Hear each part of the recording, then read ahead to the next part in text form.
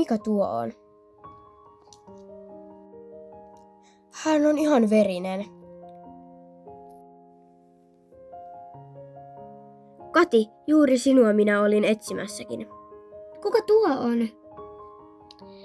Minä käyn hoitamassa hänet, niin kerro sinä Ennalle. Juu, minä lähden kertomaan.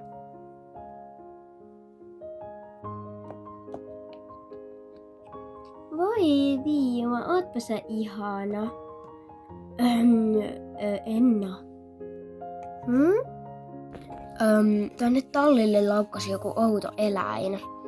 Ja äiti meni juuri puhdistamaan sen haavoja, koska sillä oli tullut paljon haavoja rautalangasta. Ja äitisi käski vain ilmoittaa. Mitä? Ihan hirveää.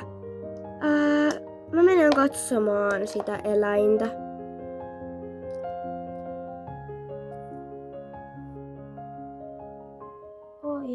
Oi raukkaparkaa. Me voisimme nyt alkaa lähteä ja annetaan hänen nyt olla rauhassa. Voisinko mä jäädä yöksi, niin mä voisin samalla vahtia eläintä. Hyvä on, mutta kello on nyt jo 9, niin silti nyt suoraan sitten iltapuulle. Okei, mä menen laittamaan mun petiä valmiiksi.